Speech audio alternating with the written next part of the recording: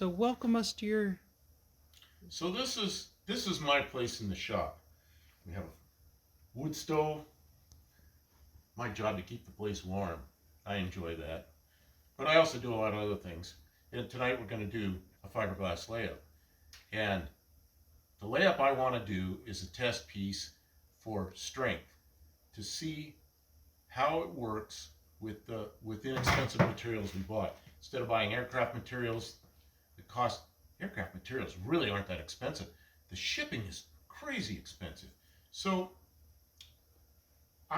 we went to Home Depot and bought some foam, some insulating foam, half inch foam. That pink stuff. What is that stuff called? It's got some picture of a panther on it. A panther. That stuff. Owens Corning. Half-inch foam. With a panther on it, and it's pinkish purple colored foam. And it's inexpensive. So we took a 4x8 sheet of that. We drove my Mazda down there. I knew it wouldn't fit in there. And I took a hobby knife or a box cutter knife, and I cut it into 4 pieces, snapped it through the back seat. Because I'm not going to need any pieces bigger than about 2x4. So cheap shipping. Drove it home. Got here, got fiberglass that's, instead of the aircraft quality stuff, it's another twill I haven't used. It's very similar. It's 10 ounce instead of 8.5 ounce, which it's a little bit thicker, but it was cheap. It came from Amazon. And it really wasn't that much cheaper, but once again, the shipping, Amazon, cost nothing. It's Amazon Prime. They just bring it to you like magic. They bring it right to the door. Wonderful. The aircraft stuff, you got to pay shipping on it. It's hundreds of dollars. It's ridiculous. So I want to do a test piece with the twill, the 10 ounce twill, and the inexpensive insulation foam. I'm going to do a layup. I'm going to do a couple of layups with fiberglass and foam, kind of aircraft style, but not necessarily perfect aircraft materials, but basically the same thing. And I'm going to do these, let them cure, and I'm going to go through the step-by-step process, and when I'm finished, I'm going to do some destructive testing, show you how strong it is. So here's the first step. Take this piece of aluminum, piece of 1/8 inch aluminum. I'm going to wax it up with some, ooh, this is old, but it'll work. This is mold release wax, and what we do is get it on here real well, and then polish it afterwards. Make sure might even put a couple of coats on it, because this is the first time that piece of aluminum's been used. When you use a mold, you wax it each time. After a while, there's people that don't wax each time because there's still some wax left on it. I wax each time, but definitely the first time through, probably should have 2 or 3 coats of wax on it, because it absorbs into little pores and who knows what. Aluminum's probably not very porous. This is a piece of 2024 T3, which is an aircraft grade aluminum, and it's what they call alclad, which means it's a very, very strong aluminum. But very strong aluminum corrodes very easily, so they put a coating of pure aluminum on the outside, which probably decreases its strength slightly, but it keeps it from corroding. So it's got a coat of pure aluminum on the outside. This is an old piece, so it's a little cruddy looking. I wiped it off, but the wax is on there. We're going to let it dry, and I'll put another coat on. I'm going to use these. They're cheap. Just squeegee off the epoxy resin. I don't know if I have to pick this off. Pick. Did you find those cheap brown brushes? I found one. I don't know where the rest of them are. Okay. But those are like dollar store brushes, 99 cents. They are cheap. Get the cheapest brushes you can, and I'll show you what to do with those in a second. If I can get this tape off, which I can't seem to grab a hold of. But you use the cheap stuff because it's going to be destroyed, right? Yes, you will ruin it. But I suppose you could get one of these things and wipe it off and get it pretty clean, but I don't know, maybe try. Then we use these cheap brushes, and they are, I don't know, they're cheap. I usually buy them in boxes full of them. And then they're not very good like this for fiberglass. Got to give them a haircut.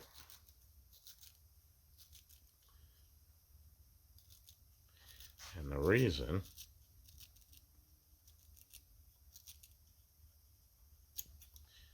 they're still not very good, aren't they? The reason is when you don't brush the epoxy on. Pour it on and squeegee it around. And if you see places where there's little bubbles and things, they call it stipple. You go like this and you stab it like this and it works the bubbles out of it. So that's why you want the brush like this. I didn't cut that very straight. I could make that a little better. But you got to use something cheap because there's no saving it. Once it has the epoxy on it. Oh, once it has epoxy on it, this is good for the trash can. So that's why I buy boxes full of them. I buy boxes like maybe 50 or 100 or something, 144 maybe, something like that, and they're cheap. I can usually get the 1-inch ones. Sometimes it depends on the layups I'm doing. 2-inch one maybe, 2 inches wide. But the more expensive ones you buy, they're just money going in the trash. These pumps to get the epoxy out of the cans. They're metered pumps so that they're metered. So you put the right pump in the right can, and oh, look at all this. And then see, there's a certain quantity in there, and it pumps it. And this big one for the gallon cans. And so you get one pump of this and one pump of this, or if it's in the smaller cans, one pump of this and then one pump of this, and it mixes it properly. But these were like, they weren't even $10, and now they're $36. Man. And how long does something like that last in a production shop? You know, if you put this in the epoxy and you use the epoxy pretty quickly, you could change it over to the next can of epoxy. And I've done that several times, but at some point, if you let it sit for a while, at some point it's hard to change from one can to another. Yeah, you can use them for a while. But I'm getting them all gooed up to the point where it used to be cheap. I'm going to be more careful with them now, I guess. Yeah, well, can't you use some type of measuring container? I guess no matter what you use, it's going to get gummed up. Yeah, if you measure it, I know people that work like that without the pumps, but it's not as accurate, and you're going to ruin the cups. So you're going to go through cups, and the cups have to have measuring marks. I don't know. That works so well. I just do it. And then it depends on the brand of epoxy.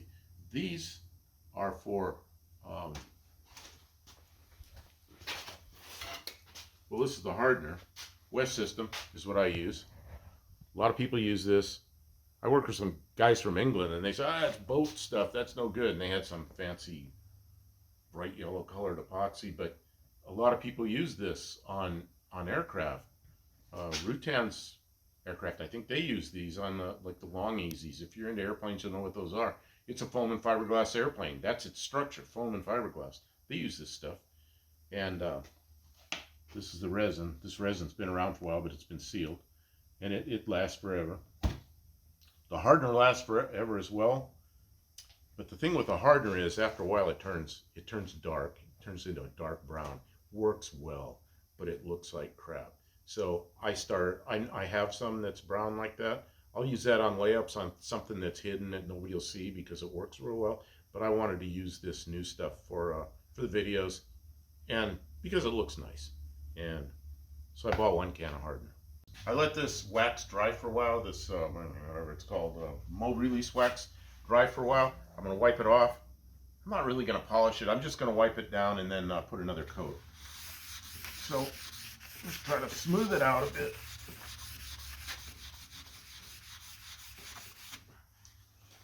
It's not really that shiny. Is it going to get shiny? It will.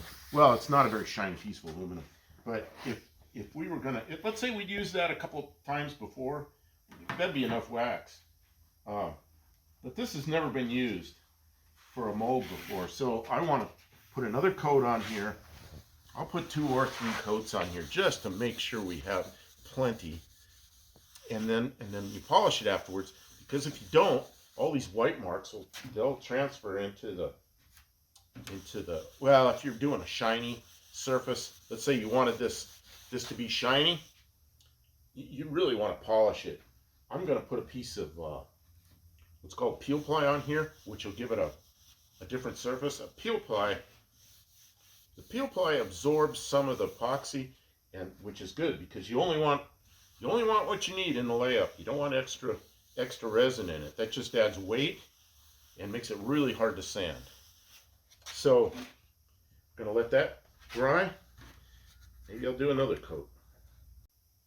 You had a question? Okay. Do you have to use aluminum? What's the significance of the piece of aluminum? Significance of a piece of aluminum. I have aluminum around here. It's flat. It's smooth already. It takes very little prep for me because I have it. Most of the time, well, you could use a piece of wood and polish it up, but then you're probably going to have wood grain show.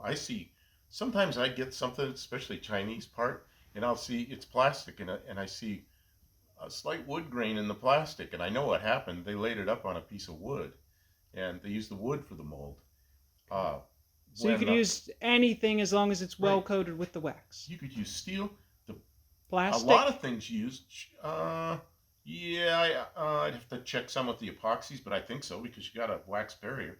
A lot of times you take something that you want a copy of. You might make something out of Bondo and wood and whatever the shape is. You make it and you wax it all up, and you make a mold with fiberglass on that piece, and then you take the piece out of the mold, and now you have a female impression of the part. You wax that all up, that's your mold. Then you do a layup inside there, and when it cures, you take the mold off. Now you have a fiberglass part.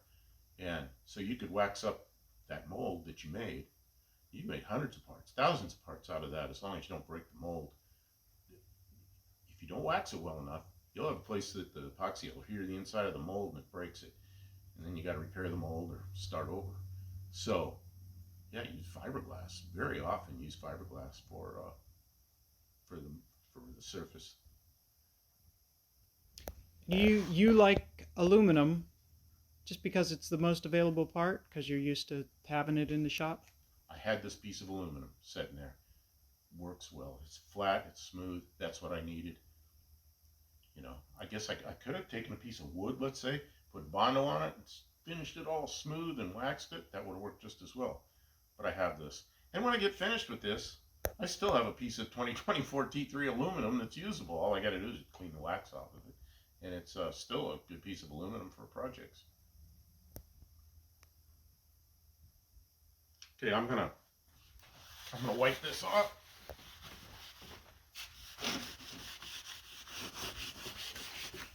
I really don't need to polish this piece because I'm gonna put the peel ply on it.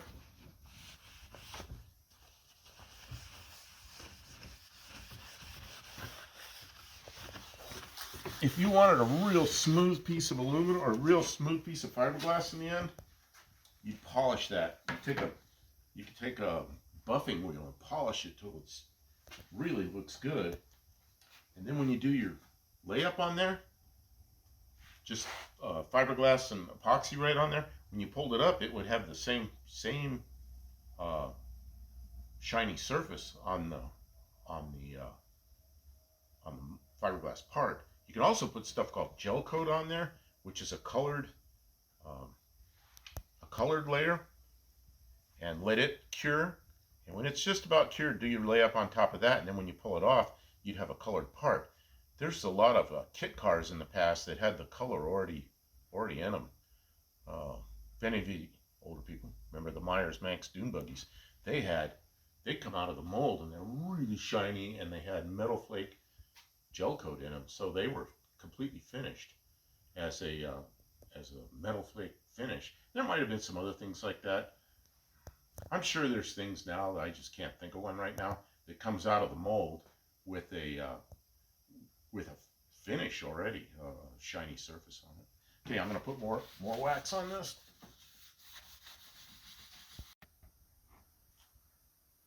Why is the numbers red? Is that bad? No. Okay. The red, so you know that they're red. Using my camera has red numbers and letters.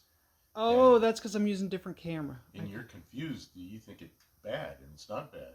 It's just red. Okay, So we're back to wiping this off again. This would be the polish, but it's not really polishing. It's just, So shiny. it's making it smooth. I'm not going to put my grubby fingerprints on it, but on the back side, I can feel it's smooth. It's the reason I don't use the front of my fingers because they might be a little oil on them. Don't know. I pre-cut my materials. I pre-cut the fiberglass and the peel ply because that's boring. I cut it a little bit smaller than this. I cut a little bit smaller than that. It can hang over the edge, but I'm just going to lay up whatever I need. So, first thing, mix epoxy. Use tongue depressors. Some people use them just like that. I do not. I lop them off so I can get down in the bottom of the cup. Just the tip. Yeah, one of those tips. It really helps. I think it really helps. You just And then cut the tip off. I need pumps. I need You don't even see in my joke. and the epoxy I need.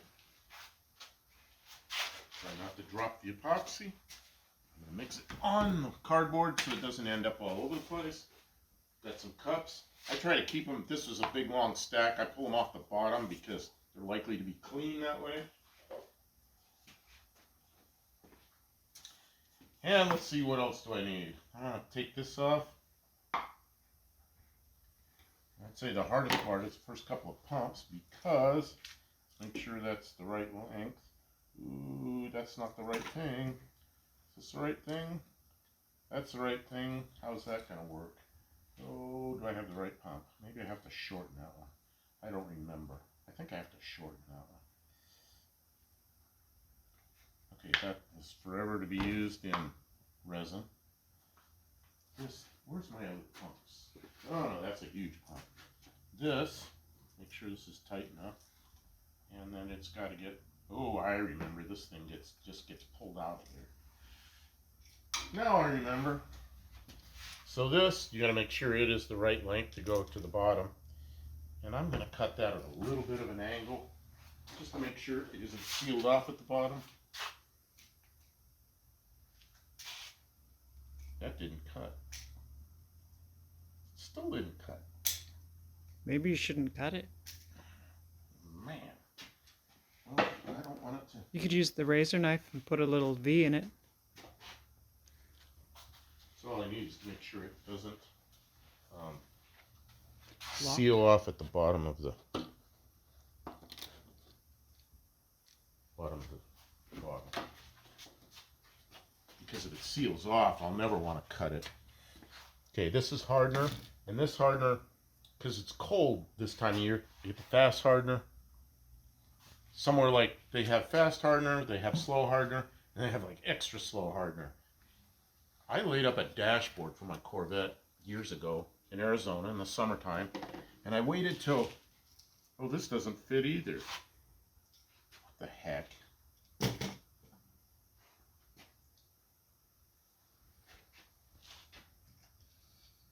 Oh, why doesn't that fit? I don't know. Maybe they changed the size of this neck. Anyway, they make extra slow harder. Anyway, I did a dashboard for my Corvette. Arizona, I did it at night in the garage. Ambient air temperature is 100 degrees. But the sun was down. That was as cool as it was going to get. The house was warmer inside. The garage was warmer inside. I had the garage door open, trying to cool it off in there. It got down to 100 inside the garage. So, and it's dry, really dry, comfortable at night with at 100 degrees and no sun on you. So I felt good. And had a big table, had the dashboard done, doing the fiberglass, which was a fiberglass cloth that had a texture to it that would look good on the dashboard. Mixed up my slow hardener, my resin, and man, halfway through that it went off. It just stopped, and I ruined the whole dash because it cured right while I was trying to lay it up, and that was a slow hardener, which is crazy. If I use slow hardener in here, it'd be 2 days before it's cured. So temperature makes a lot of difference. If you can work in 70-degree weather, 70-degree room, that works real well. The last place I worked, we worked in a shop where it was 70 degrees. They kept that 70 degrees in there all year. Everything was really consistent. So I always knew how long the epoxy was going to take to cure. Right now it's about 60 in here. We have a wood stove going over there and it's 60-ish. So it'll cure. But if I use slow, it'll be really slow. Okay, so I'm going to try to pump this. I don't know how much it's, because I have to fill that cavity in there. It may take a couple of pumps, so I'm going to have to be careful what I put in here. Okay, that's like filling it. That's probably filling it. Still filling it. Once you do this, once it has some in there, all you have to do is push it. Like 10 days later, you push it and you get the correct amount. Okay, there we go. That's a full one. 2, 3, 4. Okay, then the hardener, I'm going to have to hold this because wrong top. I don't understand what the deal is there. This is going to be hard to do. Okay, there's one filling the pump, 2. Okay, there's 1, 2, 3, 4. So you do 4 pumps there, you do 4 pumps here. You do 1 pump there, you do 1 pump there. Those things are metered for the right amount of epoxy. And stir it up with a flat thing so you can get down in the corners of the cup.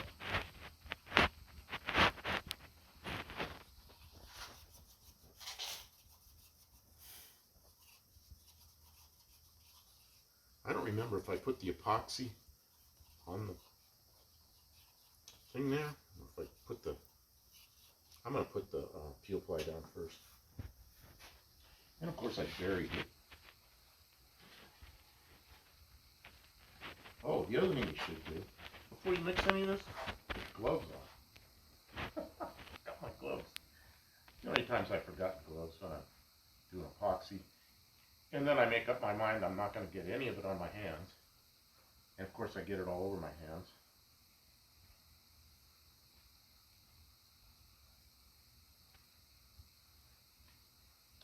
Trying to think of what the solvent is for epoxy that I use.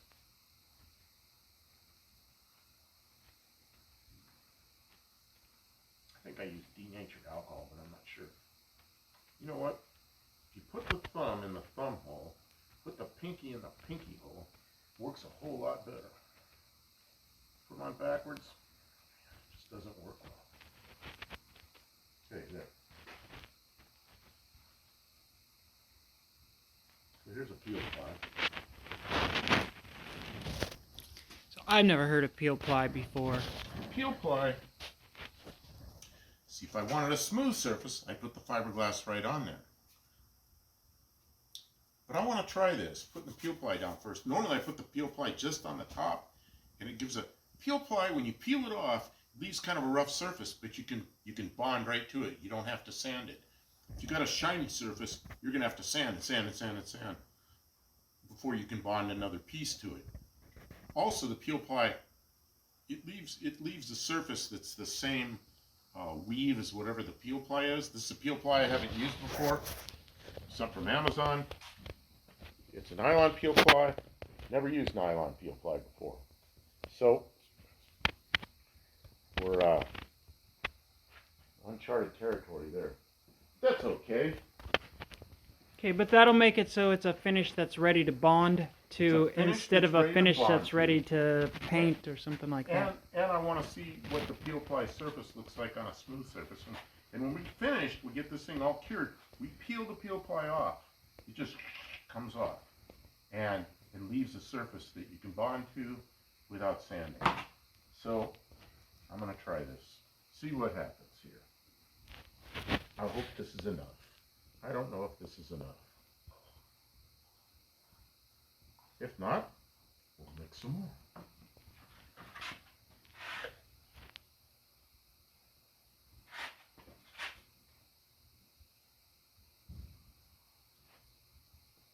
I think I'm going to have to mix some more before I put the fiberglass down.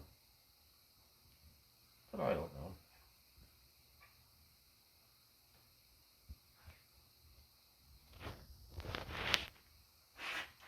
peel ply I've used in the past, oops, you don't want to do that. The peel ply I've used in the past was polyester. Oh, this is not fun. Don't do this. This is why you wear gloves. Should you maybe tape it down? I don't know. I think I can Recover? I think I think I can just be smart enough not to do that again. I'm almost smart enough not to do it again. The peel ply I've used in the past has been polyester, and it's stuff we use in aircraft for other things. The old systems of the old aircraft that were covered in cotton or whatever they used way back when, I don't know, 50 years or so ago, they started using polyester. And it was a system called, well, it was Stitz and then polyfiber. Stitz, polyfiber, and just became polyfiber. Man, I got a wrinkle there. I don't want that wrinkle there. I do not want that wrinkle there. There, I think. And then we used it for peel ply. It works really well. But Amazon didn't have any. Now I got wrinkles. I don't want wrinkles. Almost. So I decided to try this stuff Amazon has. Yeah, because Amazon shipping is real reasonable. Yeah, Amazon shipping is nothing, and the aircraft places wanted like $50 to ship the same stuff. So, guess what? Well, is it the same stuff from the aircraft place, or is it something you're more... Not the same stuff, but the same weight. The only thing is, the aircraft places give you a choice to have it rolled or have it folded. And I always like it rolled because then it doesn't have any wrinkles in it. If you're doing something like a wing skin, you can't have wrinkles and weird stuff in it. It's got to be right. Something like this isn't very big. Hold on, say it again. Say something like this ain't really big. Something like this isn't real big, so, and it's not real critical. I'm not building an airplane that I have to go out and rely on the wing being good. So we're willing to deal with the folds. I'm willing to deal with the little bends and folds in it, and actually this stuff seems to be pretty good. I'm gonna do 1, 2, 3, 4, 5, 6, 7, 8 resin. Wish this cap screwed on here. That's a real annoyance. 1, 2, 3, 4, 5, 6, 7, 8.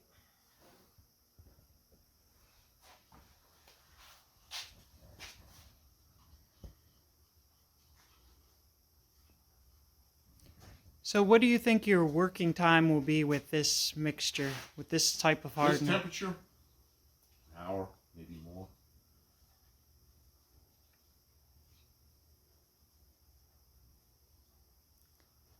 And could we artificially warm just the piece we're working on and get it to cure faster? We've talked about that in the past. I am likely to take this and just go over the heat gun some before we leave here tonight, before we leave the shop, because I want it to get started. I want this epoxy to start curing before we walk out of here.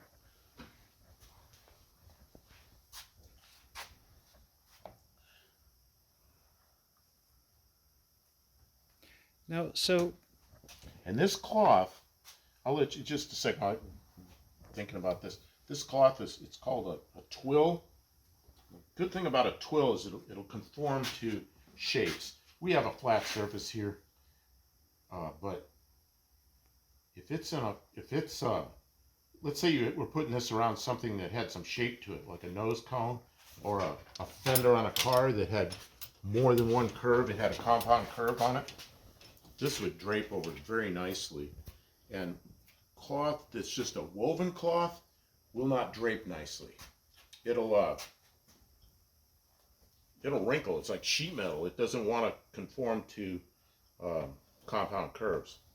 Like if you take a piece of sheet and aluminum, let's say, and try to hammer it in the shape of a fender, it doesn't want to do that. It wants to wrinkle and everything. You have to shrink parts of it. It becomes a real job. And most fiberglass cloths like that. And you definitely don't want to use fiberglass mat. The stuff they sell in the car part stores is matte. It's just like pieces of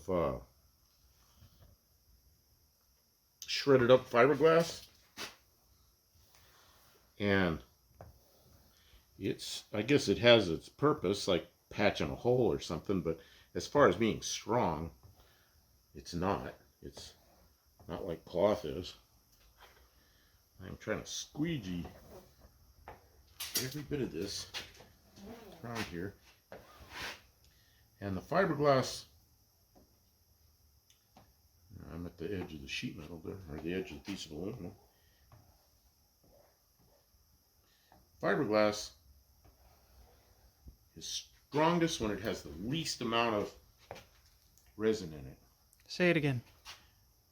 Fiberglass is strongest when it has the least amount of resin in it. If it's too thick, it's got old crackly surface on it, it's hard to sand, and it's heavy. And I'm around aircraft a lot. Weight counts for something. If it's heavy, it's weaker. I need to get over here. Get another piece of glass. Oops, there's lawnmower there.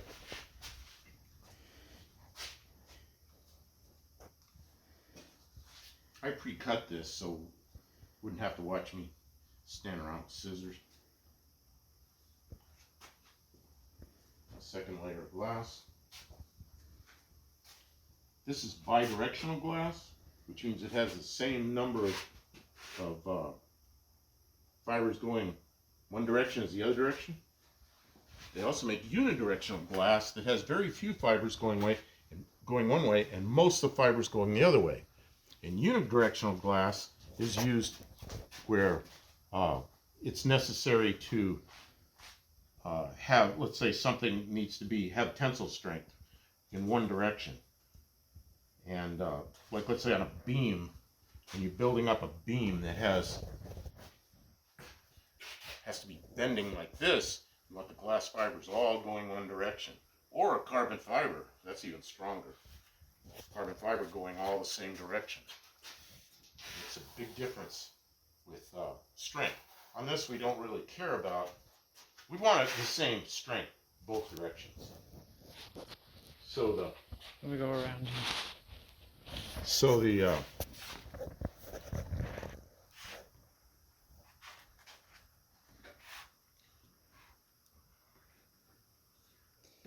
I'm thinking about what I'm doing instead of what I'm saying. That's okay. So I've got strings in there that I don't want in there. Well, I suppose on this project a couple strings isn't going to hurt anything.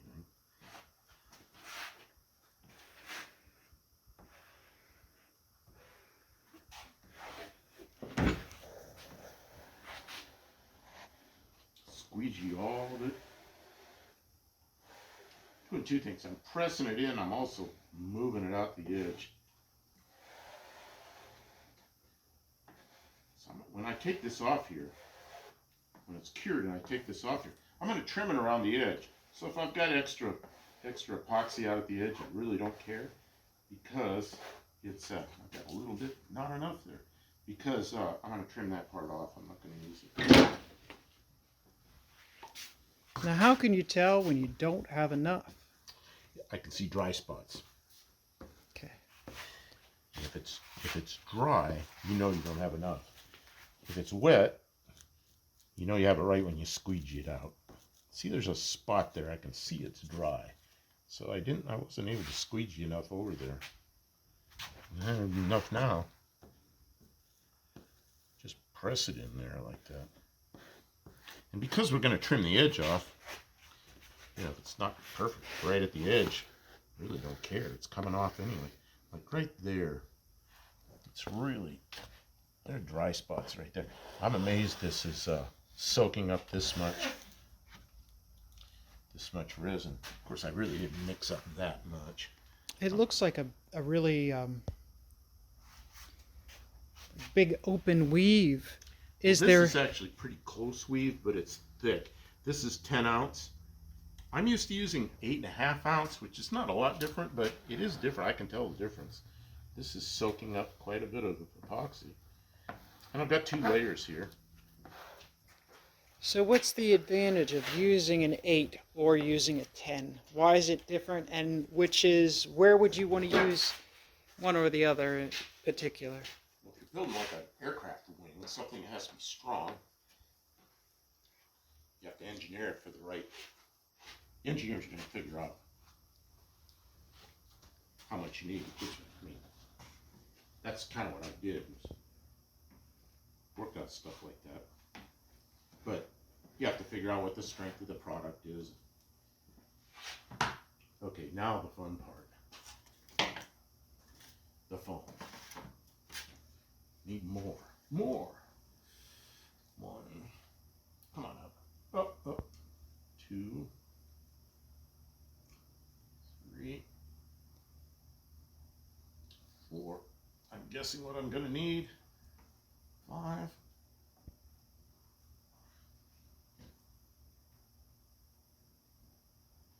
1, 2, 3, 4, 5.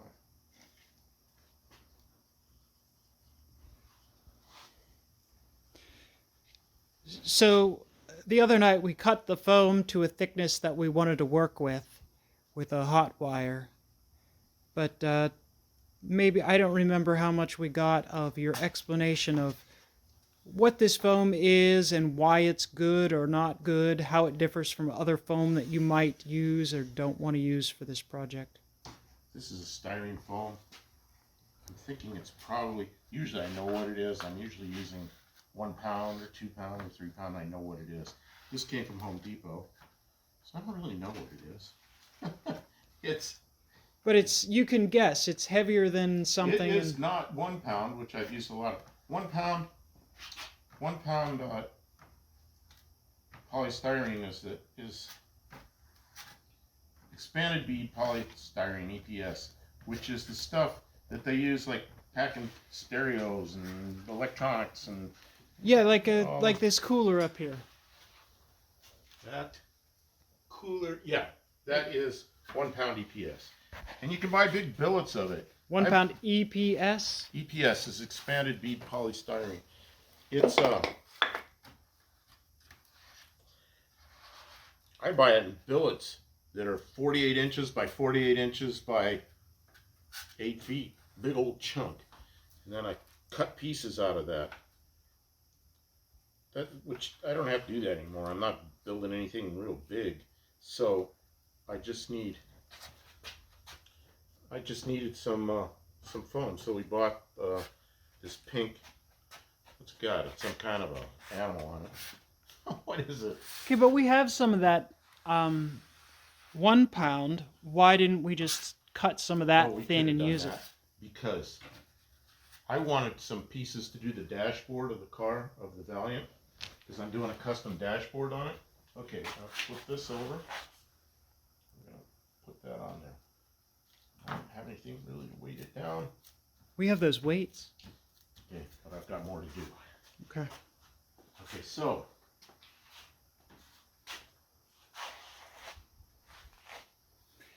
the significance of purchasing and using this compared to picking anything else that's lying around, because we have a lot of materials around. it was convenient, and I didn't have anything that was 1/4 inch.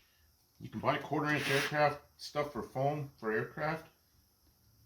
Buy a sheet of foam that's a 4x8 sheet of 1/4 inch foam isn't real expensive.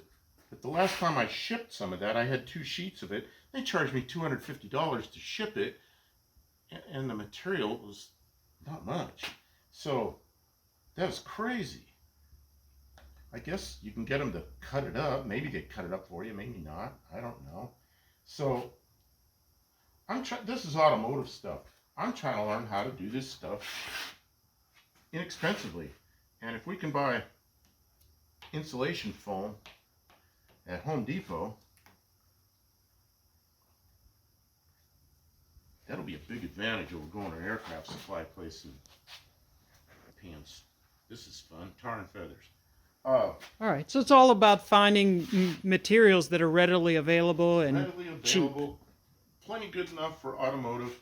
And okay, so what we're doing now is I'm making a sandwich construction with foam in the middle.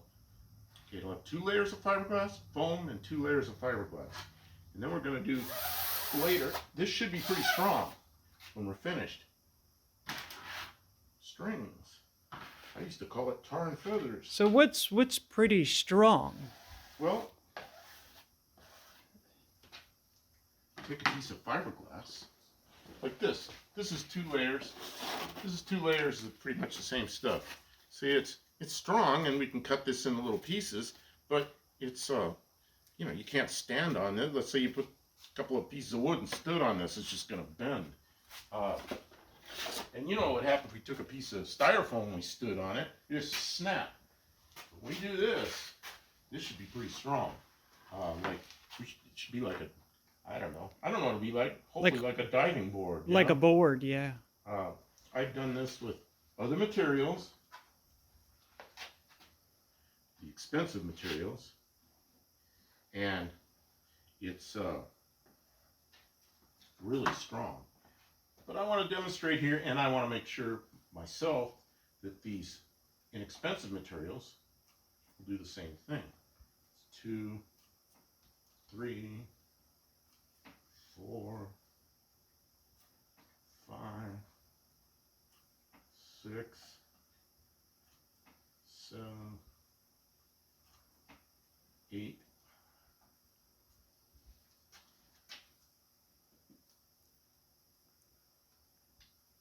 1, 2, 3. Yeah. Okay, so I just put 8 pumps of each into here. Some more epoxy. Let me see how much 8 pumps of each amounts to in that cup. Okay. So this glass is a 10-ounce twill, which I've never used before. It's soaked up a lot of. It's pretty heavy. And I'm not used to this, so I wasn't really sure how much epoxy it was going to take to fill this in well. Do you think it's overkill? Well, I think what it is, you have to get the right amount of epoxy for the number of layers you have. I think 2 layers on this will be plenty good enough for our test. And eventually, I mean, if this thing doesn't break, we'll take this test piece and we'll cut it into pieces later and use it for something. It'll be, you take this over to a bandsaw or something, cut it, and it'll be a nice thing. Okay, squeegee a little more. Squeegee a little more. Got a little bit of a dry spot there. And then when we were preparing that foam, that particular one is still the half inch that we. This is still half inch. Yeah, I'm doing this as a test piece. Okay. But you had to peel. It had like a cellophane sort of coating on it that got peeled. This is some kind of a clear coat they have on it, which, you know, this is meant for insulation. You're probably supposed to leave that, but we're not using it properly. We're using it for something else. So, you know, we take that up. Okay, there I am going off the edge of the foam. That's good. So I got good coverage all the way to the edge of the foam. Take another piece, which is here. They got strings. Is that okay? Yeah, I'm going to try to get the strings out of there. Yeah, I don't really like the strings, but they're there. Okay, what I got? I got that pretty smooth. Got more on here. What I have right now is the peel ply that's coming off, and then we have 2 layers of glass, a layer that's a foam layer, then 2 more layers of glass. that'll be the finished piece. I'm gonna put another peel ply on here that'll get peeled off. But when we have the product finished, it'll be 2 layers of fiberglass and 1 layer of foam in the middle. A sandwich construction. And that should be a pretty strong piece of stuff. I used to have a sample I carried around that was only a 1/4 inch thick. Felt like a piece of wood. It was amazing. This is going to be interesting because I've never used this foam before. So.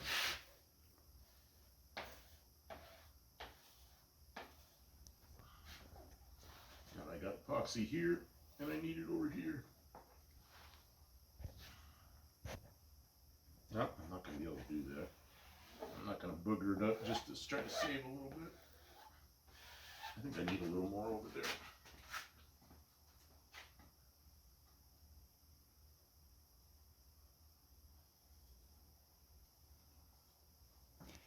Now, is this the last layer before you put more peel ply?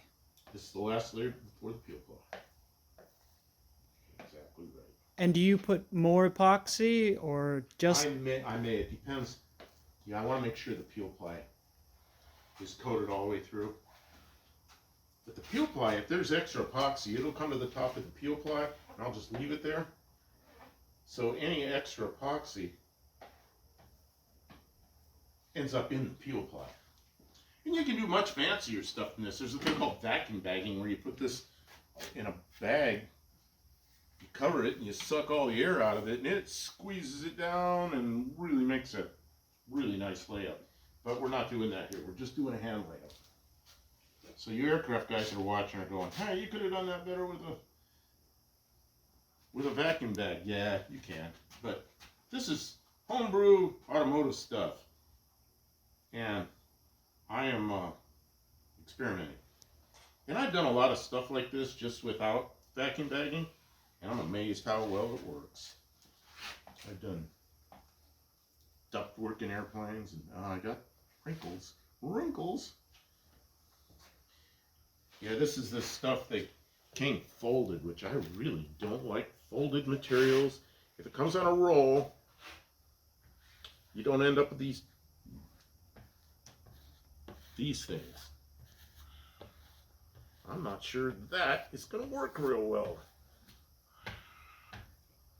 Yeah, if you can get your peel ply on a roll, get it on a roll and keep it on a roll until you're going to use it, and roll it out flat, and you won't have any fold marks in it. That kind of sucks, having fold marks. So why does that peel ply fabric not stick to the epoxy?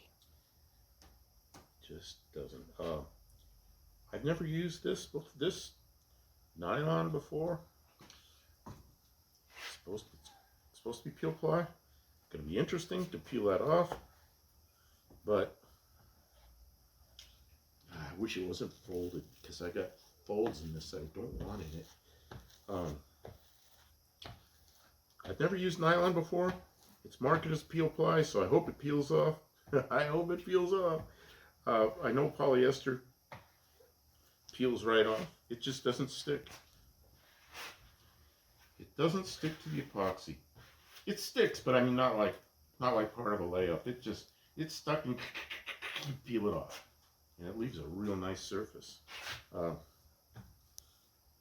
Don't like folds in it.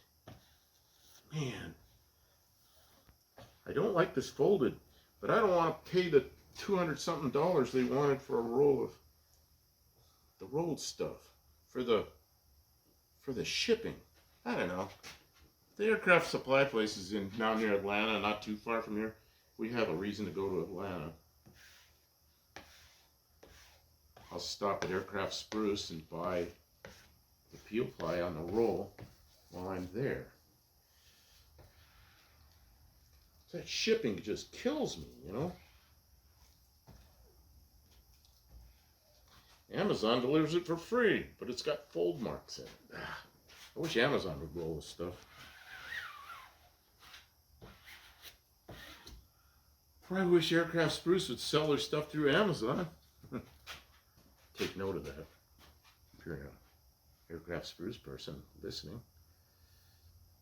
Oh, There's not much left in there. You're probably going to have to use the stick to Might have to scoop it out. Oh yeah, it's a little slow, but that's okay. That's way more than enough. Uh-oh, tar and feathers. And whatever too much there is, it'll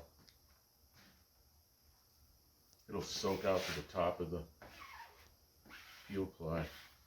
I don't like that fold in there. It crease. It's just, we're gonna have a ugly crease on this, which will have to be sanded off, but such is life, I guess. We got two of them. That one's right at the edge. That one's right in the middle of the layout. If I was doing aircraft part, I'd be really upset about that. I'm doing a test piece, so that's it. Don't screw with it. Got tar and feathers everywhere. Okay. Then, I don't know what to do with this because I'll probably put tape around that because that top doesn't screw on there. If I take it out and set it somewhere, it's going to get contaminated. Look at this. I know what to do with this.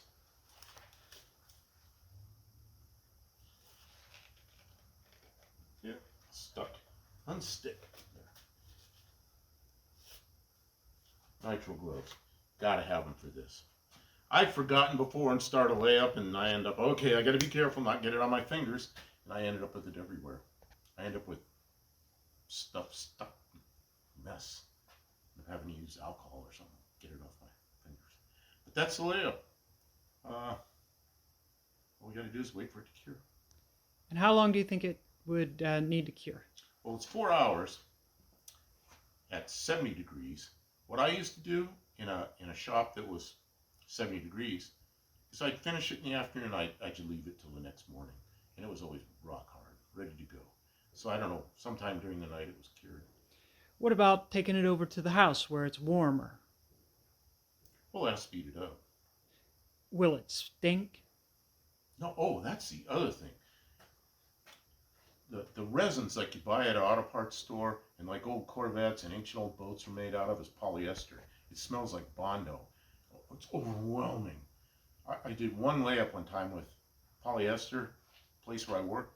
Everybody in the front offices, it went through the whole heating system. Everybody up there was complaining. They went outside. And you know what Bondo smells like. It's like you're living in a can of Bondo. It's just horrible. Polyester resin is like old-fashioned stuff. There's probably some uses for it. But if you use epoxy, it doesn't stink. I mean, there might be some smell. Yeah, there's like a odor if you get up real close, but it doesn't stink like polyester. No, if we were using Bondo, this whole place would already stink. Now, 40 years ago when I started messing with epoxies, the epoxies, a lot of people looked like they had poison ivy. It'd really mess them up. And I was kind of afraid of this stuff. But then they came out with stuff called safety epoxy, and then as time went on, the epoxies got better and better. I use gloves. I've had it on me many times, never had anything break out. I take alcohol, clean it all off. But I don't have any problems with any breakouts, any skin rashes or anything. Some people may still get it. So the first time you're around epoxy, be aware of that. Wear the gloves and make sure you don't have any left on your hands. And then look to see if you get something that looks like poison ivy. But it's the new stuff doesn't seem to do that. I've never had a West Systems epoxy give me any problems or anybody I was working with any problems. And I worked with a lot of people that work with it, so you get a fair number of people with no rash. It probably doesn't hurt them. What do we got to do for cleanup? Like, does this all get pitched? Everything that's made into epoxy? That's going to sit there. The cup is going to sit there with this in it. It can't be used again. Really, I guess you could use it if it's cured, but what I'm going to do is leave that like that. In the morning, I'll be able to tell if it cured properly because it'll be cured in the cup. It doesn't dry. It cures. Nothing evaporates out of it. It's a chemical reaction. It cures. So This can stay there. This we need to wind some tape around there because that pump doesn't screw on there. I don't know what the problem is with that. I'm gonna have to find out what happened there because those pumps used to screw onto those. Something's different. Maybe the new pumps are accommodate that. I don't know. That's a set of pumps we had around here. I don't know. See me open it. It's a pump set from West System. Shows you which ones do what. Group size B. Oh, maybe there's different groups and I have the wrong group. I don't know. And what about your spatula? Is it just spatula, unsavable? It's sticky. Do we have any alcohol? I can clean that off. I think we have alcohol around here somewhere. Lots of alcohol. Okay. I didn't get any out. Yeah, Okay. let's get some alcohol, clean that off. All right, great. Okay, gonna finish this up. Got some alcohol in the rag. Paper towel. Wipe this off. Alcohol, this is just denatured alcohol like you buy in any store, the hardware store, Home Depot, whatever. And it just wipes up epoxy like no big deal. Just melts it. So we can use this next time. It's good to go. Alcohol in that. You didn't need to use your brush. Oh, I didn't use the brush because now the brush, let's say you're doing a real thick layup. Let's say you got 4 or 5 layers and compound curves and stuff where the cloth won't stick down in. You take this brush and you stick, and you stipple it like that. It's called stippling when you go like this into the fiberglass cloth and you stick it down in places where it doesn't want to stick. Now that's a flat surface. I was able to squeegee it. Didn't even need this. So I've got it there. You know, another thing I see people do is take brushes and brush and brush and brush. Nah, just pour it on there and squeegee it. You know, and after a while you'll learn. If you end up wasting a little material, squeegeeing it off the edge, I've done that. You can waste a little material, but after a while you learn not to do that. You learn how much you really need. Like right here, I've got some wasted material right there, but not huge amounts. And it doesn't really make any difference. It just, stuff's expensive. You don't want to waste it, but a little bit's going to get wasted. So, to end this, why doesn't that go on? I'll get it. It doesn't go on. Okay, we need some kind of alcohol hammer. So the end of this is, here we are, New Year's Eve, 15 minutes, it'll be 2024. We're doing a fiberglass layup. Kind of fun. So Kim and I are, not out drinking. We're in here fiberglassing it with non-stinky epoxy resin. Well, thank you for showing me. I learned a lot. Okay. Happy New Year.